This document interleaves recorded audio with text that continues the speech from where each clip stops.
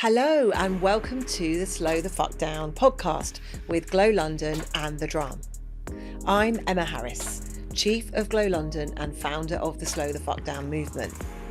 In May 22, I had a completely out of the blue cardiac arrest and the odds of 96-4 surviving unscathed. Since then, I've been committed to sharing the perspective I'm now blessed with, that many of us are wasting the precious time we have on this planet with unsustainable pace and stress. In a world that's only getting faster, we're here to remind you that slowing down isn't just good for your health. It's about creating the right focus, making the right choices, and most importantly, achieving the life you want both in and out of work. In each episode, I'll welcome some fabulous guests onto the show to share their stories of how slowing down or not has affected their lives, their teams, and their businesses. Let's get started.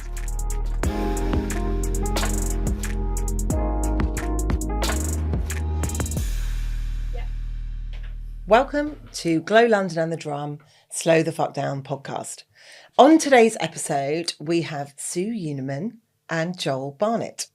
Sue is a change maker, truth teller and strategy queen, someone who I'm very honoured to have known for many years, and I've watched her drive digital transformation for some of the world's biggest media companies, help build gov.uk from the ground up. She's also a best-selling author of A Year of Creativity, which was held as the Business Book of the Year, plus Belonging, The Glass Wall and Tell the Truth.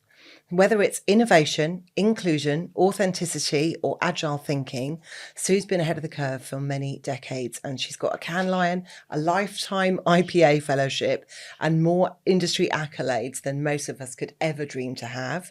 So welcome, Sue. Joining Sue today, we have Joel Barnett.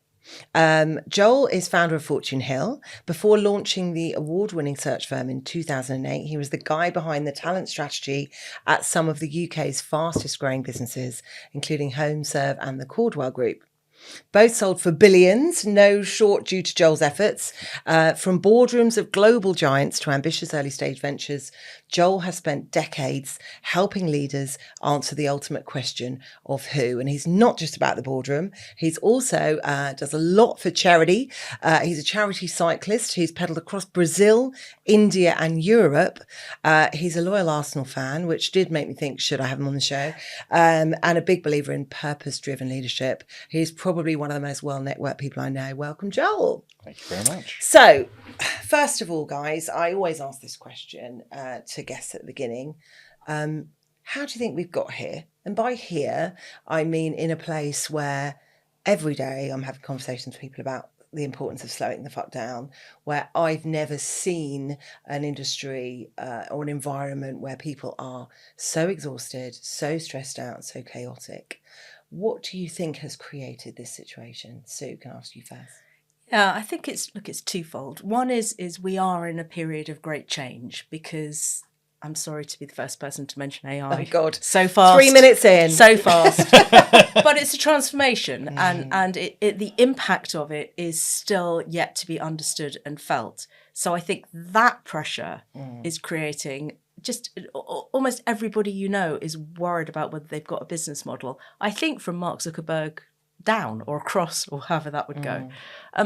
But secondly, I do think that business for a long time and still is run on the basis of what a small number of very alpha, largely men still want, need, require, enjoy, and then everybody else kind of just goes along with it. And you know, we wrote The Glass Wall, which was our book about gender change, came out 2016, so nearly 10 years ago. God. And when you think about what has or hasn't changed since then, there are some things that have changed for the better, like people now watch women's football, and the women's tennis team are doing quite good. But what hasn't changed is the proportion of women in those senior roles, the basic overall culture of business. And I'm not saying that this is men versus women, but I do think it's about the fact that business is designed in a certain way, And whatever kind of culture statements have come out about that, that fundamentally hasn't changed. And perhaps it won't. I don't know. I mean, this is a podcast all in itself. There's so much evidence about female-led businesses being more ethical, having better cultures, ground root leadership, growth. I mean, so much. I completely agree with you. I do think COVID also didn't help in terms of that shift, because it's sort of suddenly, everyone was saying suddenly it's like being back in the 50s. But we'll come back to you on some of those themes. Thank you, Sue. Joel, your view on how did we get here? I think there's two forces seemingly at play, in my opinion. One being mandatory growth, the other being the Instagram phenomenon. So mandatory growth is this seeming expectation that we have to grow businesses. The businesses have to move incredibly fast, have to be unbelievably successful, otherwise they're not worthy. And leaders who are responsible for those businesses, their primary objective is to grow the business, both top and bottom line in most instances, which when you consider the economic backdrop is one hell of a feat. And so there's huge amounts of pressure that's being placed on leaders, and that pressure tends to then be forced downwards onto everybody throughout the organisation. The other thing that applies pressure is the Instagram phenomenon. We live in a world where I'm not on Instagram, but there's this kind of glass box effect where everybody can see everybody else's business, and therefore we feel an incredible amount of pressure, both in terms of comparing our insides to other people's outsides, and also believing that we're constantly under scrutiny. And again, that creates pressure, and that's pressure that then gets applied in all sorts of directions. If you look at private equity as an example, many private equity firms did lots of deals coming out the other side of COVID, some of which weren't necessarily investments they would make again in a hurry. And of course, therefore, you've got the pressure that they feel to the investors that they have to deliver returns to, that they then put onto the portfolio, or the investment partners who put it on then to the portfolio leaders who put it onto their team. And so beginneth the cycle of pressure. It's so true.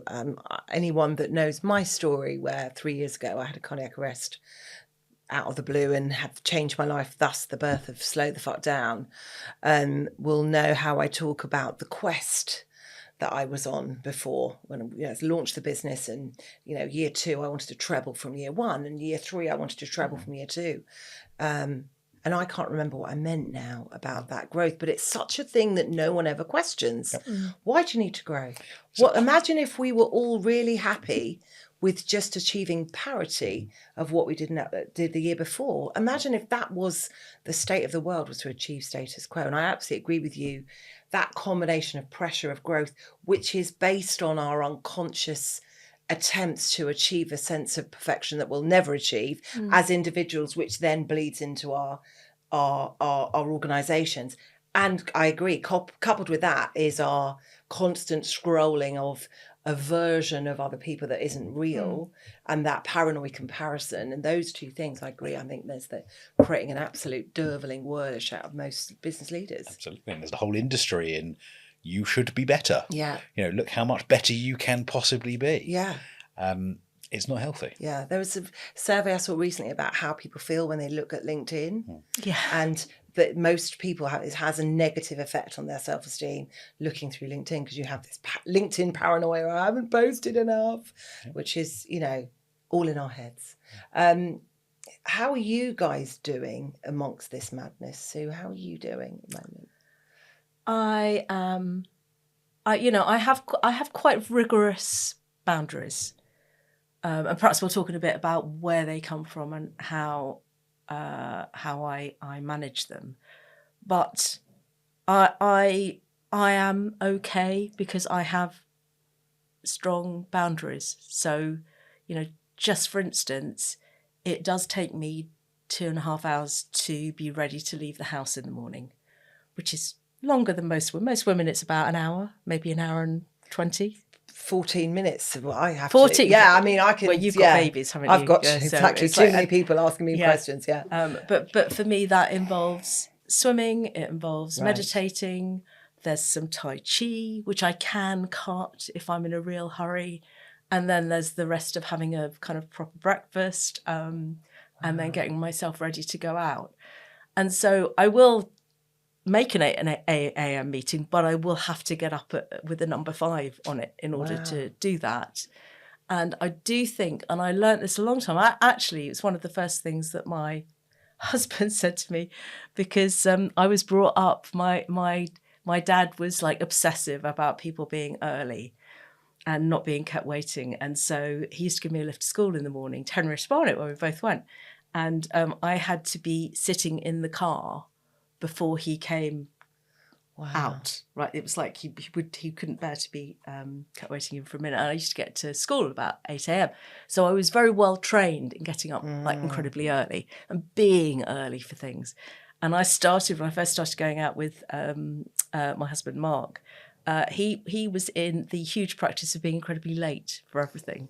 And there was this big gulf between when I would arrive for like a date and he would turn up for a date. And I really cared about him. And so we talked about it rather than just being angry about it. And he said, I think it's more important to be in a good state when you arrive than to be there obsessively early no matter what. And so I think there's a compromise. I don't think it's nice to keep people waiting, but I do think that's right, that looking after yourself and being in the right state when you arrive somewhere, you will be a million times more productive than turning up in a panic. It enables you to be truly present, right? Yes. Yeah. Rather than there in body, but not necessarily wholly in mind. Yeah. Well, you know my husband, Sue. So it's been a long journey to get him to be able to do things on time. These it's arty people. Yeah, creatives, my absolutely. A writer and a Well, marketer. my wife's a psychiatrist and a scientist, and she can't get anywhere on time. And, so learning to let go of that. Yeah. It was actually, it was one of the first transformations I went through, actually, because it was so ingrained in me. Yeah. And I do know people now who still hold it to the highest level of insult if somebody keeps them waiting for like even a few moments. Yes. And you know what? Particularly in London, and, bless it, the Northern Line, these things are not always under our control. Yeah. No. Well, on this weekend we had to get somewhere, and I usually tell Danny half an hour before. Yeah, absolutely. So I tell him had the that. wrong time. Yeah. And my brother-in-law said, Danny said, oh yeah, it's going to be 1:30, and my brother-in-law went, no, it's 2:00, and then showed him the flyer. So Danny came home, when you got the time wrong, and as we arrived late, at 2:15, I whispered to my brother-in-law, next time I tell my husband to be somewhere 1:30, please don't correct him. Please don't correct me. Anyway, Joel, how are you? I'm right here, right now, doing really well. That's Love a good that. answer. Yeah. Right here, right now, really well. And that is because I have put a huge amount of work in. So what Sue just talked to there is what I refer to as laying the foundations. So that foundational period of the day where you basically set yourself up for success. I've done a huge amount of work, and I had incredible support from an amazing coach. And I mean, he changed my life. Well, he would tell you that I changed my life. He just gave me the sense of direction. And a part of that is what we refer to as emotional hygiene. So the analogy being, well, you wouldn't dare go anywhere without brushing your teeth first. Absolutely right. right. So perhaps you shouldn't go anywhere without making sure you're okay first. And I kind of look at it a little bit like the equivalent of putting, the what's it called? It drops down on the ceiling on the aeroplane, the oxygen mask. Oxygen mask. Oh, on yourself. Lost my words. On yourself before you put it on your children. It's like, if I'm not ready to be my best self, how can I possibly serve you? So I've done huge amounts of work. There's an amazing parallels with actually much of the stuff that you talk about, Emma. So you'll pass the mic. We've talked a lot about the board of directors that sit in your head. They're taking quite a really nice corporate analogy, making sure that the chairperson is the real essence of you, who you really want to be. and you're identifying, the chimp that's going to act up and scream and shout, etc., etc., the perfectionist, the child, the parental figures, the self-critics, etc. Being able to identify, who's actually talking, and being able to separate yourself from, being the voices and the intuitive feelings and instinctive, programming, and the executive, who's actually able to make the decisions and take actions accordingly. So with an awful lot of work, and some days are great, some days it is work, it's right? absolutely work. Yeah. It's the best work and most important work you can do, I would say. Absolutely. So to me, exercise, meditation, journaling, reading my Bible, right, which is nothing to do with religion. It's about stuff that I wrote down, which are a set of beliefs that I've tried to reprogram. So rather than the limiting beliefs that we'll develop over the course of our lives, with parental pressures and the environments that we grew up in, actually, what do I want to fucking believe? If I could start again and wipe the slate blank, wipe the slate clean with a blank slate, what would I build as a set of beliefs that actually empower me and nourish me and enable me to be the person who I want to be? And I focus on those things with regularity to make sure that the automatic programming just doesn't take over. So yes, right here, right now, pretty good. Good. God, I love that. And it's just exactly why when people say to me, oh, you're still really busy, you're not slowing the fuck down, which I get all the time and does make me want to do bad things to people that are saying that to me. But my point is, it's not about doing less. It's about investing the right time in the right things. So what slow the fuck down is saying, be conscious, choose your voice, say yes to the things you're consciously choosing to do. Don't get involved in your loop of stress and pressure that's created by imaginative thoughts that don't exist. All that stuff, putting the work in. When you do that, you can be busy. You can do everything you want to do, but you're doing it mindfully. So I absolutely love that. Honestly, it's as if I didn't prep any of you to say that. So this is just a brilliant conversation. So just coming back to you, Sue, with a career of your magnitude, there must have been times when you struggled to slow down, the pressure that you've worked in those big organisations. How have, has there been a time perhaps where you felt you've pushed yourself a bit too far? Absolutely. So I would say the combination of COVID and menopause was quite a difficult combination for me. God. And I think every woman's experience of menopause, I think, is very, very different. A bit like childbirth. It's like even you've done it more than once. I've done it twice. It's like that's not the same thing. I don't think people can say this is what menopause is like and have it actually speak to you, because I think it's a very individual experience. But without a shadow of a doubt, it is quite a overwhelming experience, and it's the kind of thing that when you go through it, thank goodness there is literature about it, because it's so weird that when it happens to you, it makes you feel like you're going like crazy. And so that had started, and then lockdown happened. And as a natural introvert, I was good with lockdown. I actually found myself healthier, being outside walking more, spending more time with myself, actually was very good for me. But I got very, very wound up and obsessed with one particular thing, which was the awards programme at MediaCom. I am good at writing awards. I'm good at storytelling. There was a lot of good work. A lot of work goes into turning, good effort into things that win. I mean, it's a whole skill in itself. And I think my drive to do that under kind of tight time deadlines got honestly too much. It became the thing, as opposed to making sure that everybody was like happy and comfortable. And I own up to this. I think I just got very task orientated, but we can get 20 golds. We can win. So what? It's like, it's not in the scheme of things. It doesn't really matter. Yeah. And I took a break from them. I had got myself into a situation where I honestly wasn't sleeping very well.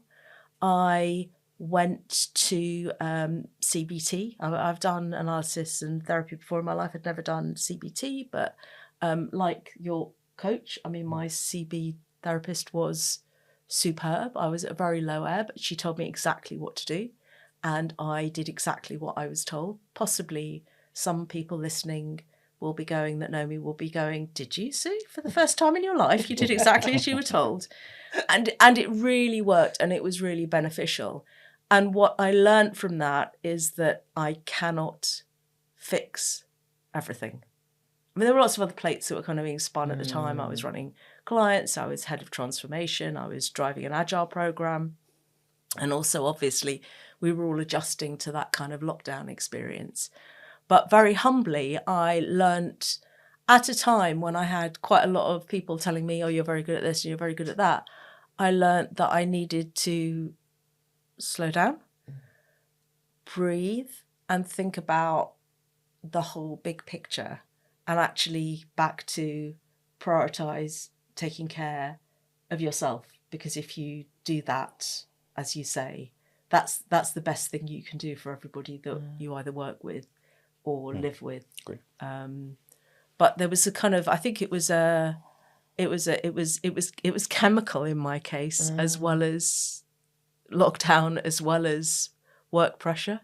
And I think those three things combining took me to a point where I really had to stage an intervention for myself. God, I think that's a story I've heard, that other people during COVID, because our worlds went from very big to very small, got fixated on things. Because it's about controlling the controllables in a world where the basic fundamentals of your world, the freedom and the choices you have been taken away. It's like, right, what bits can I control? And that fixation is quite understandable. But love that. I mean, I'm a big fan of CBT, cognitive behavioural therapy. For anyone who doesn't know what it is, look into it. It's really, really powerful. Glad you came out of it. So thank you for sharing. And Joel, you have stories to share. We have something in common, which has bonded us in the past, which is our unreliable hearts. Are you okay to share your story about your heart and just tell us a bit how that's influenced your approach to work? I think it's influenced my whole approach to life, quite frankly. I think when you kind of stare down your own mortality, I had my first bit of heart fun having just turned 42. They say, different cardiologists say different things, but they largely say that genetics is probably the biggest cause of heart issues. Smoking and stress come a very, very close next. And I didn't take great care of myself. And frankly, it's pretty irresponsible for somebody who's, got dependents and young children that I like to think are better off with me in their lives. And so it changed my whole outlook. It really did. It's fun enough. I definitely work less hard, but actually not much less hard. I focus on things that give me joy. I'm really fortunate. I fucking love my work. I mean, I still to this day maintain I've got the best job in the world. I literally help companies with the most important decisions they make. The people that you hire, the people in your business, the most important component of success, biggest contributor to success. I get to help change people's lives for the better, and I sit around chatting to people all day about their lives and understanding their psychology and understanding business problems and helping solve them, etc., etc. So, my work is not kind of frantic. I mean, there is pressure, but I think in life, particularly when you run your own business, the level of pressure on you is self-inflicted, and so I'm just a lot kinder to myself. I talk, to myself as if I was my own best friend. I think quite often people walk around talking to themselves in a way that if anybody else spoke to them like that, you would never fucking speak to that person again as long as you live. So right? true. That's so true. But we talk to ourselves in a way that is really like oppressive and unpleasant. And so controlling, being mindful of actually whose voice that is and who controls it has been a big influence. Taking care of myself, not taking on things that just sound like they're pure aggravation, so not prioritizing getting the money in, not feeling this pressure to grow, because quite frankly, nobody else fucking cares. Nobody's watching how successful I'm or not I might be, as much as the spotlight might be on me in my own head. They're all worried about themselves. Yeah. That kind of change of attitude, change of mindset has helped me have a much healthier relationship with the work that I do. As I say, I'm lucky that I'm in a profession where I genuinely enjoy it. So yeah, I think it's had a pretty big impact. My heart. I think genuinely, it's possibly the greatest gift that I've ever had. I agree. I suspect you probably have a similar view, right? Yeah, I do. I say it's the best thing that's ever happened to me. Yep. Yeah. And people look at me like, I was a fag paper away from dying, and it's changed everything. I'm living my purpose. Look, I'm sat here because of it, finally really stepping into who I want to be. And all those cliches about not sweating the small stuff. Of course, I still do get annoyed when the kids leave their pants on the floor. But, generally in life, I wake up with joy and I choose that. So I completely agree with you. That self-talk piece, Sue, can I just come back to you on that? Because as somebody with so many roles, strategist, author, advisor, change maker, industry influencer, what voice says no? Because you must get inundated with people asking you to do stuff. And talk to us a little bit about your self-talk.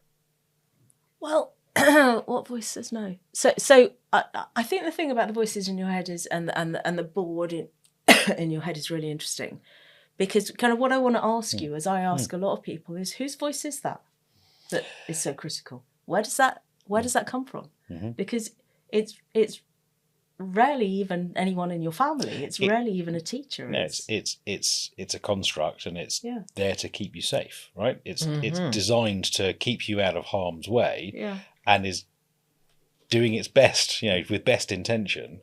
But it's recognizing that you are not that voice. You are the conscious being that's able to observe that voice and make executive decisions, independent of that voice. I'll go back to I don't think I do say no to things very often. I think that I would always have a conversation, and during the course of that conversation, it would become apparent about whether I can help or whether actually there is actually something that I've unlocked where that person can find their own solution, or even that I can send them in a direction.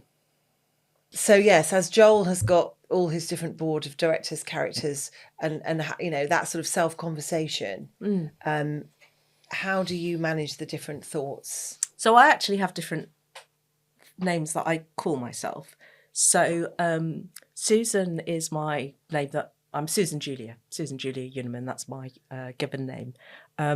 Sue, which is my professional name, was actually given to me by Vanessa Feltz. If your viewers, listeners know Vanessa. Of course we know Vanessa. She and I were at school together only for about a year. And when I think I was 10 and she was 9, and I was Vanessa's second best friend. She had a first best friend, but I was her second best friend. And at that time, I was exclusively Susan. And she named me. We were walking around the playground one day, like you do at that age, and she said, "You know what? You're Sue You," she said. And actually, I have been Sue You professionally, not ever since, because I didn't have a job then, but Sue You is that's me. Brand. That's what you're seeing here. I'm occasionally Susan. I think that's largely when I'm dealing with healthcare, because of course they go by your passport name. But in other situations, I have also been SJ. So there have been times professionally when I have actually said to myself, okay, you're feeling a bit, under pressure, or things aren't going well. What would SJ do? Because SJ is a very different character. I think you'll understand from either Sue You or Susan Julia. SJ, I think, wears black leather. Oh, and probably, never mind the Tai Chi, probably is good at kickboxing. So there've just been times when I've gone, what would SJ do? And then I've listened to myself there. Love that. I've got Kick-Ass, who I think would be SJ's best Yes, friend. she would. And they would rule the world. So yeah, I've got Kick-Ass. Oh, I want Kick-Ass and SJ to go out Oh together. my God, let's do it. Let's do it. So Kick-Ass is my absolute favourite. She doesn't give a shit. She left Eurostar pregnant with no job, no maternity leave. She set up a business in COVID. My husband's terrified of her, but also said to me the other day, but I do benefit from her. From her ability to get shit done. So, and one thing I love that you said, Joel, is about this positive intention piece. So the great thing about understanding all the different voices, and you talked about chimp, the naughty, shouty, screeny, but a great thing, rather than being afraid or thinking that's the bad one, my negative voice, which by the way is my Jewish mother, is incredibly loud. And I love her, as I did my mother, because she's protecting me. And being able, and I talk to people about, let's identify their positive intention rather than talk about them as chimps or saboteurs, because they're all you. They all love you, and they're all doing right by you. The power comes from being the executive who chooses which one should take the mic. And often 4:00 in the morning, negative Nini's got the mic. We forget that we've got a choice. And it's saying, right, which one? Take the mic off people pleaser, because she's going to say yes all the time. Give the mic to Kick-Ass, because she'll say no. Joel, you're quite good at saying no. Tell us about that. I am quite good at saying no, in that I won't take on work that I don't think I can deliver. So because the reality of it is, stuff that you don't do well is the things that is what causes you stress, right? So I try and avoid stress. I'm boundaried. Because I also realise that if a client emails me at 11 o'clock at night and they expect a response, they can fuck off. Now, if it's an emergency and I happen to see it, I'm going to respond. But the reality of it is there's very little that we do in my line of work that can't wait until the following day.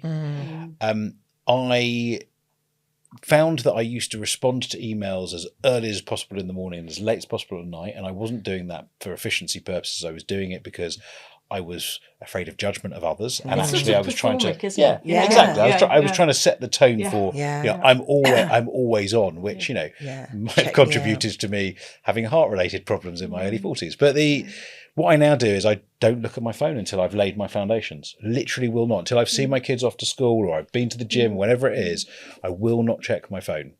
And what goes wrong as a result of that? Absolutely nothing ever. Nothing. Absolutely nothing ever. I will have days where actually if I've got a relatively clear diary, I'll go off to our health club that we both frequent, and I'll just kind of chill out in the afternoon and sit there, and I won't take calls unless again they're an emergency. I have a Saturday, I basically follow Shabbat, not because I'm religious in any way at all, but I just basically I don't work on Saturdays, right? So like the Jewish Sabbath, I say from a certain time on Friday night, doesn't have to follow the sun or anything like that as far as I'm concerned, until Sunday morning, nothing work related matters. Like literally, 13 out of 14 weekends. So that helps me say no. It does come with massive guilt in my profession. Unfortunately, in the marketing world, there are an awful lot of people who have been displaced. And my inbox and my phone and my LinkedIn are red hot with people wanting to talk to me, asking me if they can have a coffee, people who I don't know, people who have been introduced to me by people I do know, people I vaguely know, people I love dearly. And it would be more than a full-time job, me spending time with those people. And unfortunately, I make my money by helping organisations fill very, very specific roles. And the vast majority of these people won't fit the roles that I have. I think he's saying, listeners, if you're listening, don't call him. Don't call him. I'm not. I'm saying I need to find a way. And actually, I'm doing a podcast tomorrow with someone who is intended for people who are looking for their next role, because I want to help people. I'd love to help everybody in one-to-one. I simply can't. So helping at scale on a kind of one-to-many basis gives me great energy. But that's the only thing I struggle saying no to. Otherwise, very happy to. I think it's so important for your own self-preservation. The religious thing's very interesting. So I once did a Slow the Fuck Down keynote at a property developers breakfast club. A friend of mine asked me to do it. and said, look, I'll give you some money for your foundation, Marketing Academy Foundation. Amazing. So I did it. But I got there and I was like, oh my God, I'm in a restaurant in St John's Wood at 8 o'clock on a Thursday morning, room full of Jewish men with like one woman. And I thought to myself, it's like being in a room with 100 of my dad. None of them are going to listen.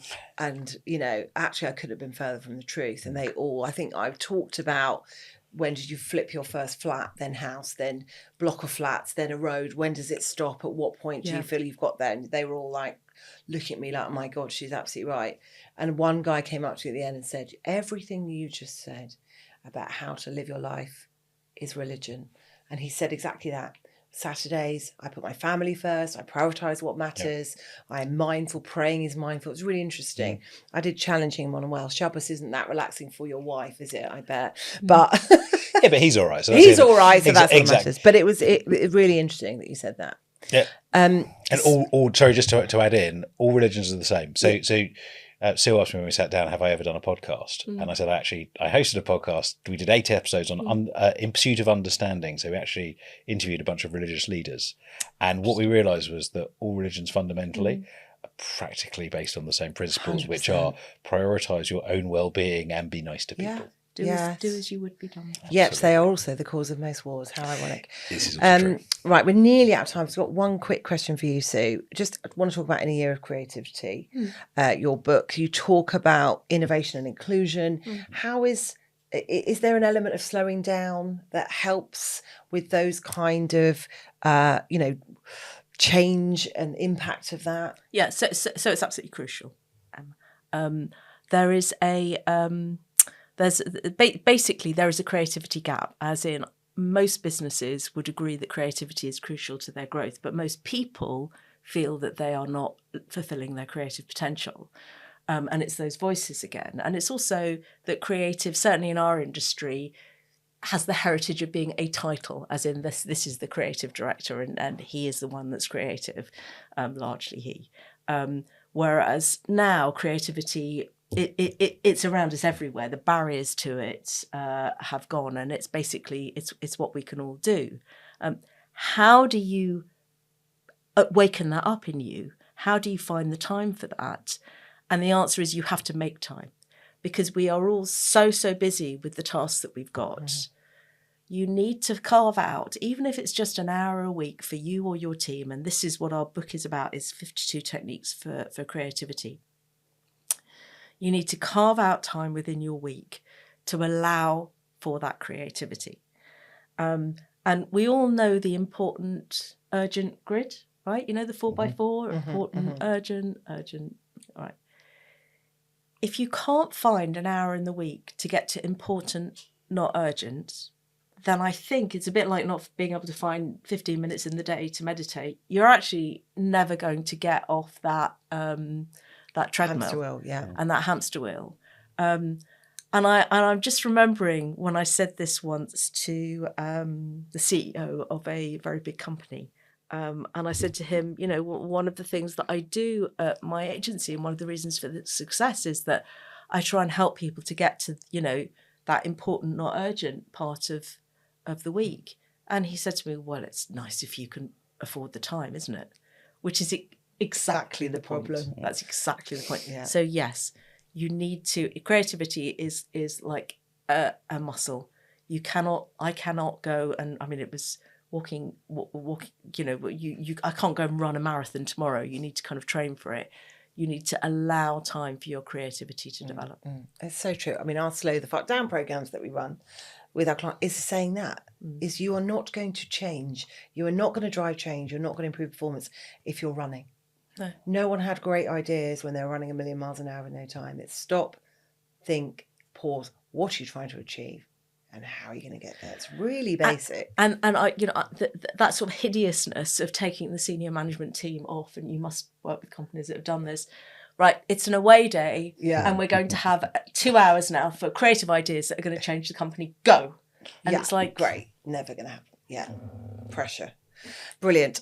Final question for both of you. That has gone so quickly because it's been so brilliant. But just like people listening, the idea of Slow the Fuck Down is about them being able to take away really sort of clear ways to help themselves improve their lives and slow down. What's the one thing you want people listening just to take away? So for me, the power of meditation is huge. And it doesn't need to be, you don't have to, please don't do it on an app, because it's like, you don't want an app near you when you're meditating, in my view.